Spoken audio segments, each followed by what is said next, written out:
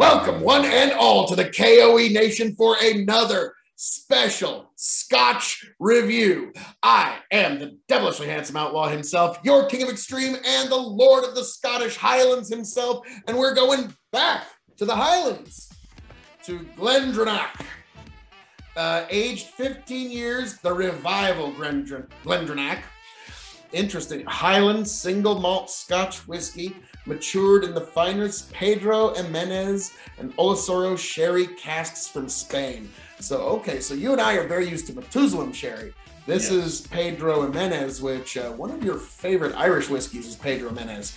And also, interestingly enough, non-chill filtered and natural cask imparted color. So no artificial colorings.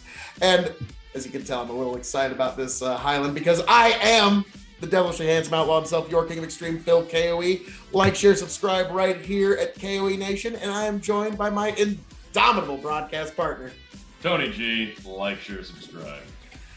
Yeah, the minute I see a Highland malt, sherry cask finish. This is one I've been looking for quite some time, and I got it on a sale, under 100. Pretty stoked about this. Typically, you're going to pay about $115 for a bottle of this. This is one that was highly recommended amongst Scotch circles on social media.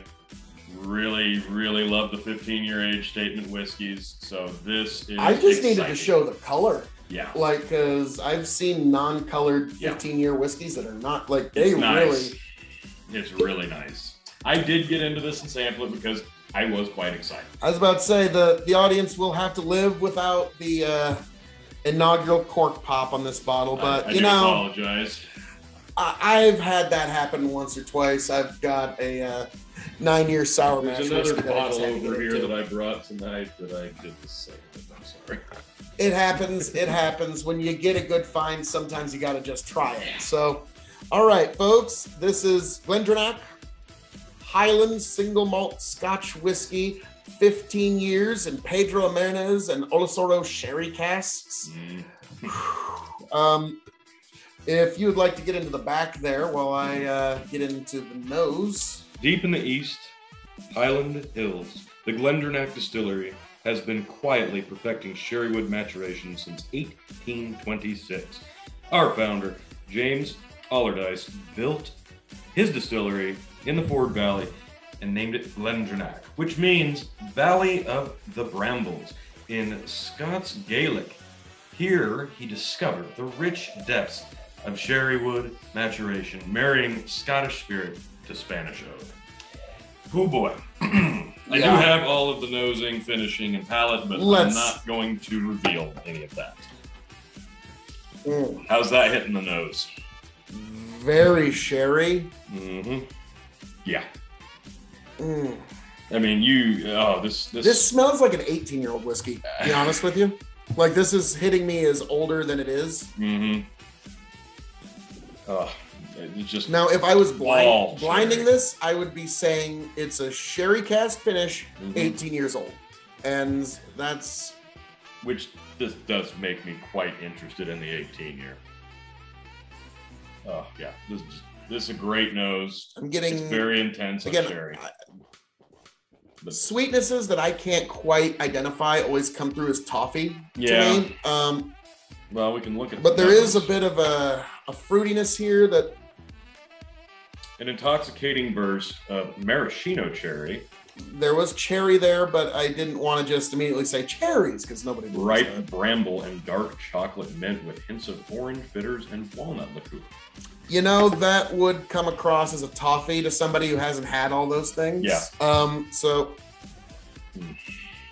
Yeah, the nose is amazing. I'm just hoping, like, because there's some scotches where the nose is so hauntingly good that the palate doesn't match. So Tony, you're setting up some very high expectations. I tried it first with a splash of water, so this is my first time trying it neat.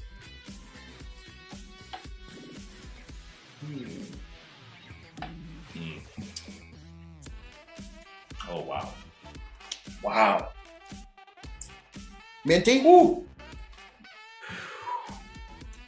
This one's intense. That almond really comes through. Oh, yeah. Minty almond, little bit of sherry sweet, not much. It's more like the sweetness is kind of like a wraparound, not like the main event. This is only 46 ABV.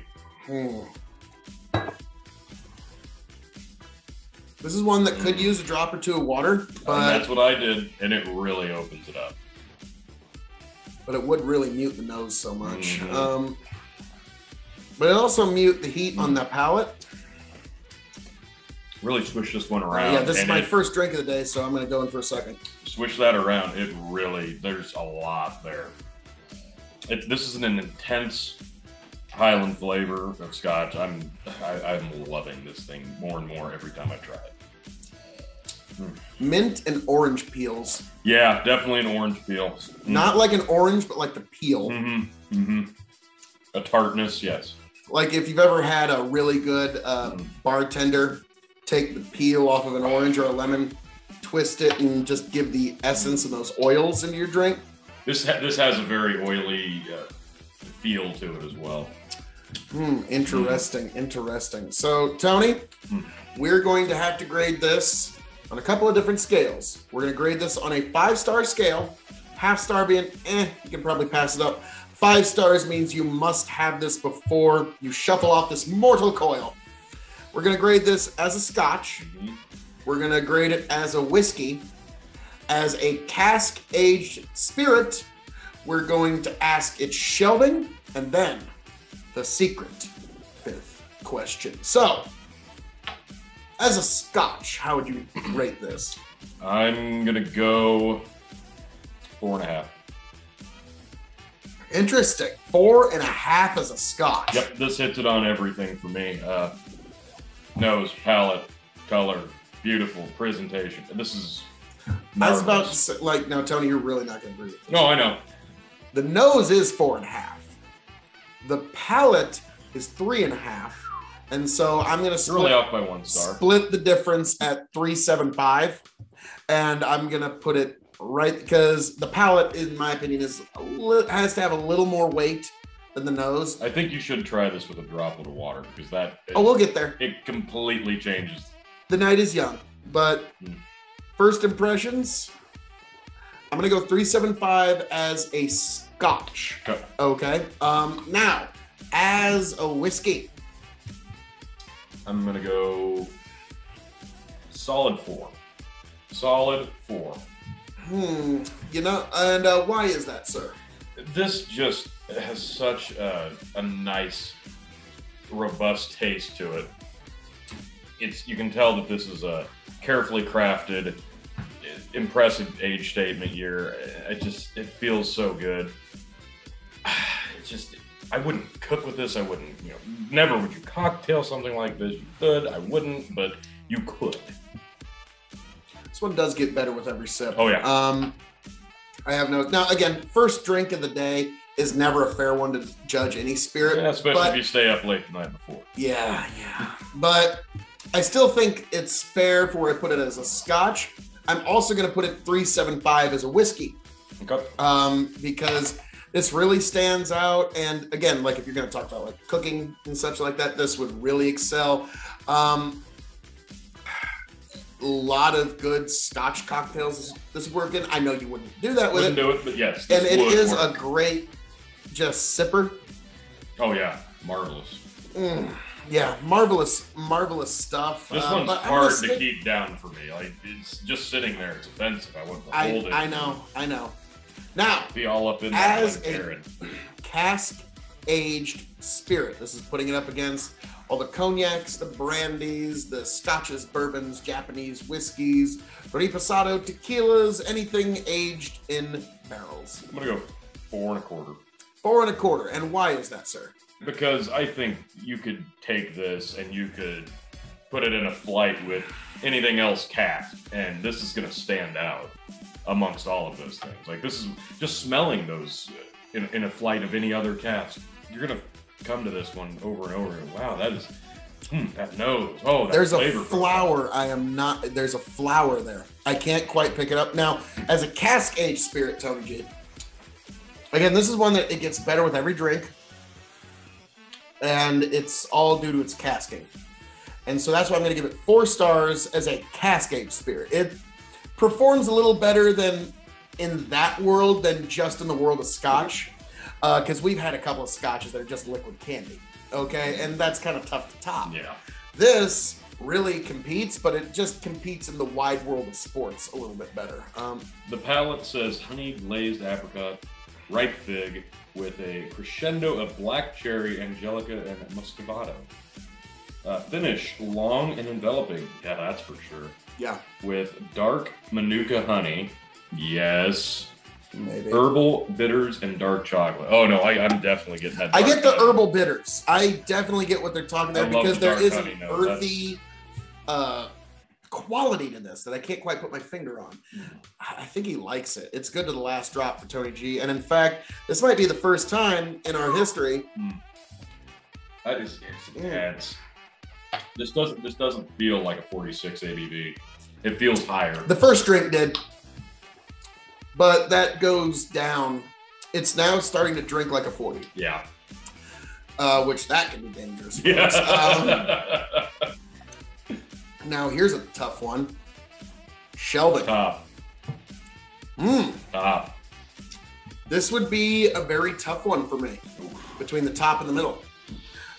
Because it definitely deserves a top shelf booking, but my top shelf's kind of full at the moment.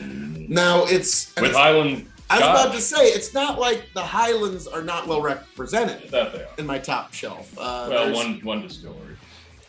I think there might be There might be a second. Glenfiddich made it up there too, but that's a space side. But hey, at least another Scotch made it. All right. But yeah, this one. At first, I was like, I don't know, but then with each sip, it got better, which is very rare. I've usually had Scotches go the other way. It's like, wow, that's good. Then by sip 8, like, meh. But yeah, this one went the exact opposite way. So this would be middle to top, depending on where I've got room. Now, we move on to the secret fifth question. For those who are new to the show, this is a secret. I had to have a hook to bring you into the end. And here we are. So, Tony, when this bottle goes empty, first of all, what did it cost you USD? It was just under 100 on sale. $100. Typically, it's going to be about $115. $100 to $115 USD. When this bottle goes empty, will you seek it? Yes. Okay. Yes. All right. Now, for me, Tony, this is going to be a bit of a complicated answer. I do like this Scotch, but will I get this bottle? No, you're going to get the 12 or the 18. I was going to say either the 16, the 18, or if I'm feeling really ducky, the 21. Right. Or we might get a bunch of the 50 milliliters of all of those and compare the whole line. I think we kind of have to do that. I think that's something we have to do. Yeah. So, and then we will find out from that what will be the GlenDronach of Extreme. And so I like this stuff. I'm glad you brought, and honestly, this is better than a lot of Highlands I've had. I'm not going to name names. It's not as good as my favorite. You know, favorites are favorites, but this is better than a lot of Highlands I've had. So this is...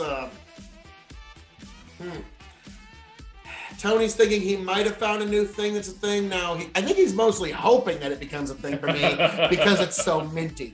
And Tony loves him some minty Scotch. But folks...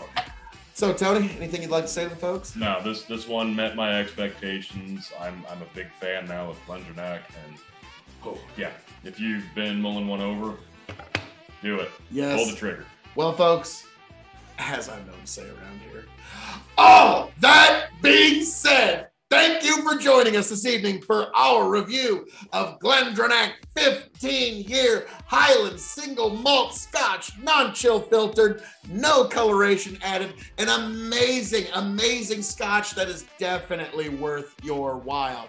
I am your King of Extreme, Phil K.O.E., the Lord of the Scottish Highlands, the Prince and Potentate of the political parlance, and the Emperor of the Big Bucking Empire.